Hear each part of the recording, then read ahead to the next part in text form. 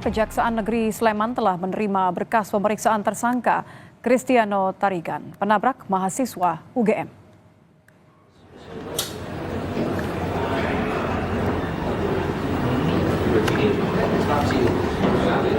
Kristiano Tarigan, tersangka kasus kecelakaan yang menewaskan mahasiswa Fakultas Hukum UGM, Argo Eriko Afandi, hingga hari ini masih menjalani masa penahanan di Mapolresta Sleman. Kristiano Tarigan ditahan di Polres Sleman usai ditetapkan tersangka pada tanggal 27 Mei 2025. Polisi menyebut Kristiano menabrak Argo karena faktor kelelahan sehingga tidak konsentrasi saat berkendara. Polisi juga mengungkap Kristiano tidak melakukan upaya pengereman untuk menghindari kecelakaan.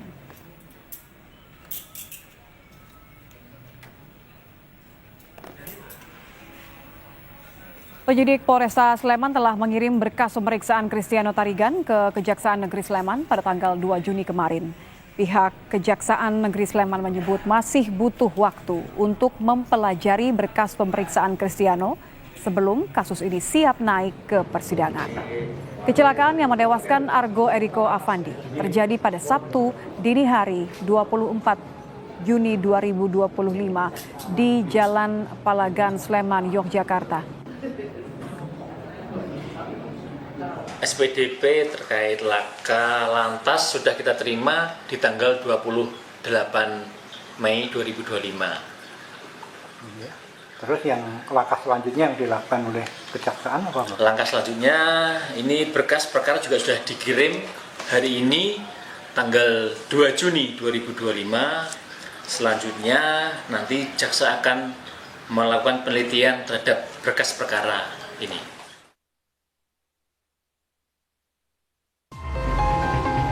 Saya dan istri saya atas nama Kristiano Tarigan memohon maaf sebesar-besarnya atas peristiwa yang sama-sama tidak kita inginkan ini. Ayah Kristiano Tarigan, pengemudi mobil BMW yang menabrak mahasiswa Fakultas Hukum UGM, Argo Eriko di Jalan Palagan, Kabupaten Sleman hingga tewas, minta maaf kepada keluarga Argo atas perbuatan anaknya. Selain meminta maaf, ayah Kristiano juga membantah memberikan sejumlah uang kepada keluarga Argo sebagai bentuk upaya damai.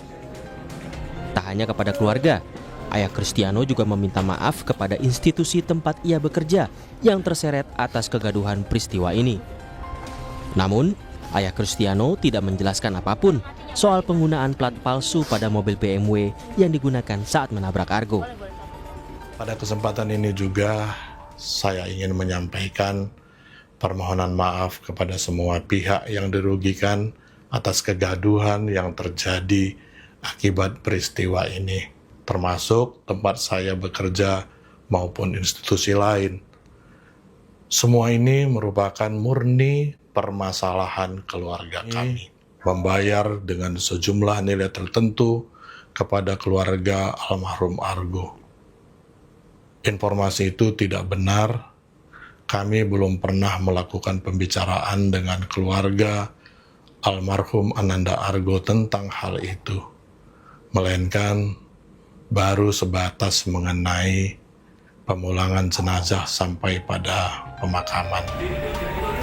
Sementara polisi sudah memeriksa 3 orang saksi dalam kasus penggunaan plat palsu pada mobil Kristiano Tarigan saat menabrak Argo Eriko. Ketiga saksi ini merupakan kerabat Kristiano yang disuruh untuk mengganti plat mobil Kristiano Tarigan yang disimpan sebagai barang bukti di Polsek Ngaglik. Dari pemeriksaan saksi mengungkap motif mengganti plat nomor mobil Kristiano untuk menutupi penggunaan plat mobil palsu. Gelar perkara apabila cukup jadi tersangka. Tapi kalau gambarannya ya pasti jadi tersangka. Hubungan 3 orang itu dengan Kristiano itu sebenarnya apa? Hubungannya kerabat.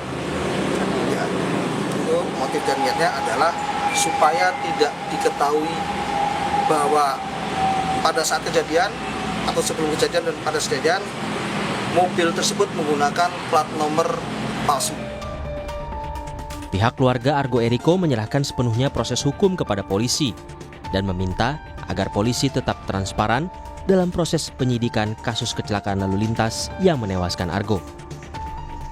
sesaat sebelum dan sesudah itu tolong dikawal lah gitu loh, sehingga baik aparat dan semua yang berwenang itu betul-betul menjalankan tugasnya dengan sebaik-baiknya. Saya yakin lah bahwa kita masih mempercayakan ini kepada pihak-pihak berwenang termasuk kepolisian maupun kuasa hukum kami. Kini polisi telah melimpahkan berkas penyidikan kasus kecelakaan Argo dengan tersangka Kristiano Tarigan ke Kejaksaan Negeri Sleman. Namun terkait kasus plat palsu mobil milik Kristiano Tarigan, polisi belum menetapkan tersangka dalam kasus ini.